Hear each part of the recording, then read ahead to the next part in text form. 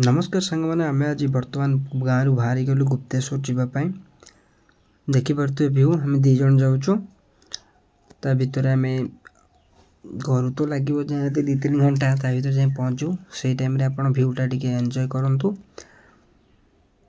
Blog को skip करेंगे। जय जगन्नाथ फ्रेंड्स आम चलो मंदिर भितर को जावा पूर्व मंदिर विषय टिके जस्ट बरणी आम जान नवा लोक कथा अच्छी काले पंचु पांडव ये आसिक बसवास करते अज्ञात बनवास से विषय नना टिके जाना तापर आम भर जा बुली बालिकी देखा चलत अज्ञात बनवास कथा पहाड़ पर द्रौपदी गाधेवा कुंड भीमंकर आंठू चिन्ह सब पहाड़ जंगल पूरा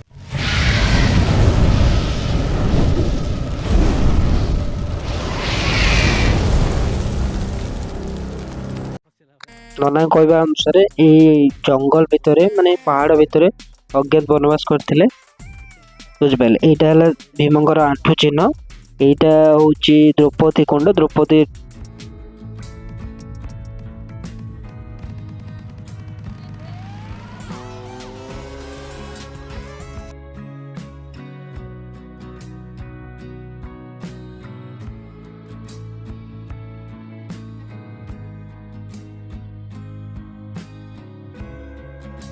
जय जगन्नाथ साग मैंने पुणी एक नुआ ब्लॉग को आपको स्वागत।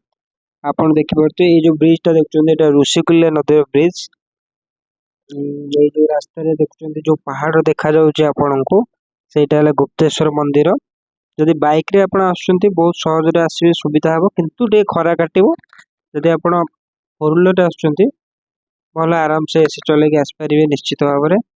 सोमवार दिन जदि आप आसुचंती गुप्तेश्वर मंदिर बहुत भीड़ रहे जदि अलग पर आसुचंती बहुत फांकालिया फांका अच्छी एत भीड़ न थाए तथापि आपण इच्छा जो बार आपन सुविधा हम निश्चित गुप्तेश्वर मंदिर जाकि बुलिकी देखिए आ अल्प बाट रही आम पहुँची जा तथापि ये जो ये छक पार है आम गुप्तेश्वर मंदिर जाकि पहुँचा यदि भल लगे वीडियोटी निश्चित भाव शेयर करूँ चलतु आम पहुँची गले गाड़ीटा फ्लाइट करदेगी देखा। जय जगन्नाथ।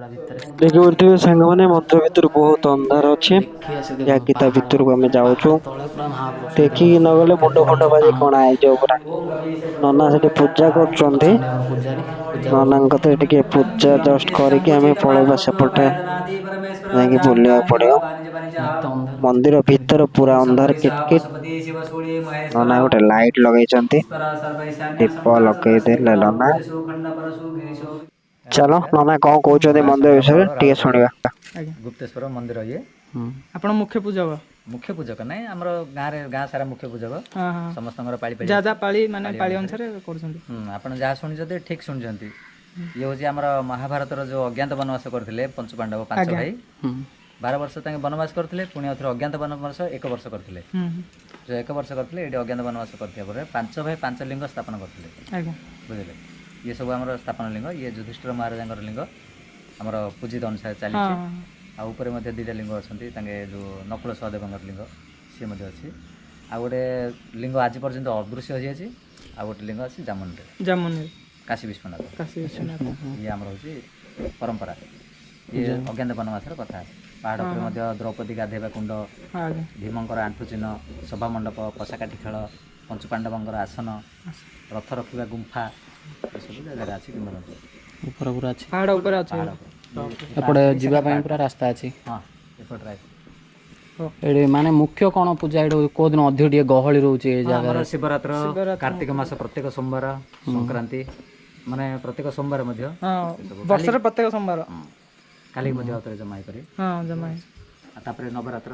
ନବରାତ୍ର ପୁରୁଣା ମନ୍ଦିର ନାଇଁ? ହଁ ବହୁତ ବହୁତ ପୁରୁଣା ମନ୍ଦିର, ମହାଭାରତ ସମୟର ମହାଭାରତ ଦ୍ୱାପର ଯୁଗର କଥା। ବହୁତ ପୁରୁଣା ମନ୍ଦିର। କିନ୍ତୁ କଥା କ'ଣ ମାନେ ଏଇ ଜାଗା ବିଷୟରେ ଲୋକ ସେତେ ଜାଣିନାହାନ୍ତି। ଆମର ଏଇ ଏରିଆ ଛାଡ଼ିଦେଲେ ଲୋକମାନେ ଏ ମନ୍ଦିର ବିଷୟରେ ବେଶୀ ଜାଣିନାହାନ୍ତି। ଚାଲନ୍ତୁ ମନ୍ଦିର ଭିତରେ ଟିକେ ବୁଲିକି ଦେଖିବା। ଦେଖିକି ସେପଟେ ପାହାଡ଼ ଅଛି। ପାହାଡ଼ ନନା କହୁଥିଲେ ପାହାଚ ନାହିଁ, ନିଜେ ଚଢ଼ିକି ଯିବାକୁ ପଡ଼ିବ ସେ ଯୋଉ ବଣ ରାସ୍ତାରେ। ଚାଲନ୍ତୁ ବୁଲି ବାଲିକି ଏବେ ଭିଡ଼ିଓ ଲମ୍ବା ନ କରି ଉପର ଭିଉଟା ଦେଖନ୍ତୁ କେତେ ସୁନ୍ଦର ବିୟୁଟିଫୁଲ ଦେଖାଯାଉଛି। ଯେତେ ବିୟୁଟିଫୁଲ ଏ ସ୍ଥାନ ସେତେ ଭୟଙ୍କର ସ୍ଥାନ, କାରଣ ଏଠି ସାପ ଜୀବଜନ୍ତୁ ରହୁଛନ୍ତି ବହୁତ। ଯାହା ବି ହେଲେ ଦେଖି ଚାହିଁକି ହୁସିଆର ହେଇକି ଆସିବାକୁ ପଡ଼ିବ। ସେ ହେଲେ ଆମ ଭାଇନା ଗାଇଡ୍ କରୁଛନ୍ତି। ଆମେ ତ ସେ ଜାଗା ବିଷୟରେ କିଛି ଜାଣିନୁ, ତଥାପି ସେ ଭାଇନା ଆମକୁ ଦେଖେଇବେ। ଚାଲନ୍ତୁ ତାଙ୍କ ପଛପଛ ଯିବା, କ'ଣ ଭାଇନା ସବୁ ଦେଖାଉଛନ୍ତି ସେ ବିଷୟରେ ଜାଣିବା। ମନେ ରଖିବେ ଏକା କେବେ ଆସିବେନି। ଜଙ୍ଗଲ ଭିତରେ ସାପ ନିଶ୍ଚିତ ଭାବରେ ଅଛନ୍ତି, ସତର୍କ ସହିତ ଯିବାକୁ ପଡ଼ିବ। ସାଙ୍ଗ ସହିତ ଗୁପ୍ତେଶ୍ୱର ଦେଖିବାକୁ ଗଲେ ଗୁପ୍ତରେ ଫେରେ ମରିଯାଉ। ପୁରା ସେତେବେଳେ ଆଉ ପୁରା କେମିତି ଖାଲି ବଣ ଭାଇଙ୍କ ପଛପଛ ଯିବା। ଭାଇ ଜଙ୍ଗଲରେ ପୁରା ପଶିଲା ଭଳିଆ ଲାଗୁଛି। ସେପଟେ ଗୋଟେ ଭଲ ଜିନିଷ କ'ଣ ଅଛି ଦେଖିବା ପାଇଁ ମାନେ ଡାକୁଛନ୍ତି, ମୁଁ ଲୋକଙ୍କଠୁ ଆମେ ଶୁଣିଲି ସେଟା ଯାଇକି ଏ ଦେଖିବା ଏରିଆରେ ଟିକେ। ଭାଲୁ ମଧ୍ୟ ରୁହନ୍ତି। ଭାଇ ଆଗରୁ ଜାଣିଛନ୍ତି ନା, ଭାଲୁ ସିଏ ରହୁନାହାନ୍ତି ଭାଇନା? ସେଥିପାଇଁ ଚାଲୁଛନ୍ତି। ଏବେ ନାହାନ୍ତି, ଆଉ ଆଗେ ରହୁଥିଲେ, ଆଗେ ଥିଲେ, ସବୁବେଳେ ଏ ସବୁ ଏବେ ଗାଇଡ୍ ଆଉ କରନ୍ତି ରହୁନାହାନ୍ତି। ଭାଇ।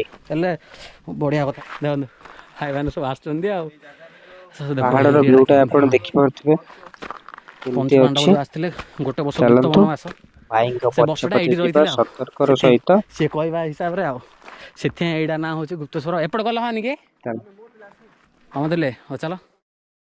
5 ମିନିଟ୍ ଚାଲିଲା ପରେ ଆମେ ଆସିକି ଫାଇନାଲି ପହଞ୍ଚି ଯାଇଛୁ ଦ୍ରୌପଦୀ କୁଣ୍ଡ, ଯୋଉଠି ଭୀମ ଆଣ୍ଠେଇଥିଲେ। ଏଇଟା ତାଙ୍କର ଆଣ୍ଠୁ ଚିହ୍ନ ଭୀମଙ୍କର। ଆଉ ଏଇଟା ହଉଛି ଦ୍ରୌପଦୀ କୁଣ୍ଡ, ଯୋଉଠି ଦ୍ରୌପଦୀ ଗାଧୋଉଥିଲେ, ଏମିତି ଭଲ ମନ୍ଦ କରୁଥିଲେ। ଏଇଟା ସେଇ ଜାଗା। ଉପର ପାହାଡ଼ ଭିଉଟା, ତଳ ଭିଉଟା ଦେଖିପାରୁଥିବେ। ଏଠି ଦ୍ରୌପଦୀ ସ୍ନାନ କରୁଥିଲେ। ଏଇଟା ଦ୍ରୌପଦୀ କୁଣ୍ଡ। କାଳକ୍ରମେ ଏଇଟା ପୋତି ହେଇ ସାରିଲାଣି।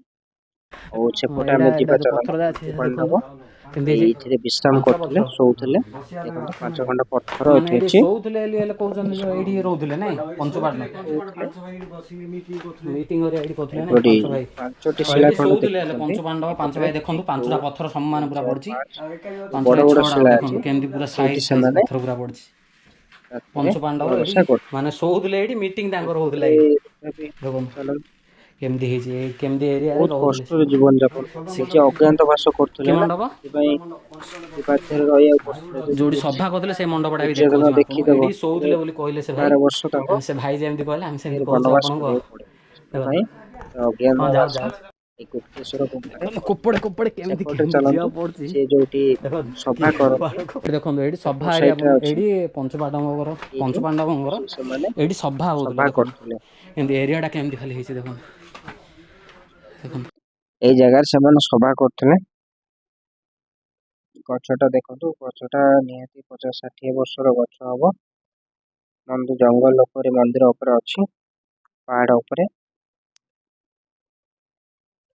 ଯଦି ଭିଡ଼ିଓଟି ଭଲ ଲାଗିଥିବ ନିଶ୍ଚିତ ଭାବରେ ସେୟାର କରିବେ, କମେଣ୍ଟ କରିବେ।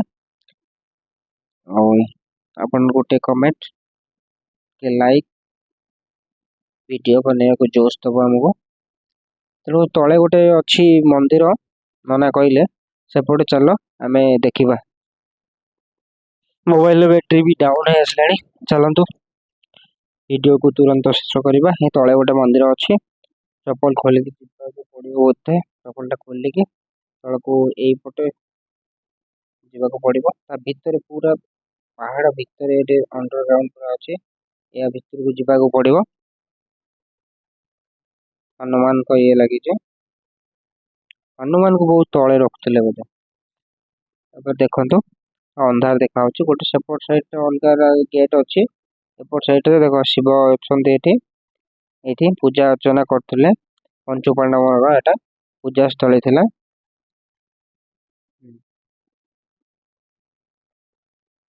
एपटे गोटे बाट अच्छी सेपटे बाट अच्छी गोटे केते सुंदर परिवेश देखंतु जदि आपको वीडियोटा भल लगे निश्चित भाई कमेंट शेयर करंतु एई भली वीडियो देखिए निश्चित भाई चैनल को सब्सक्राइब करंतु। जय जगन्नाथ।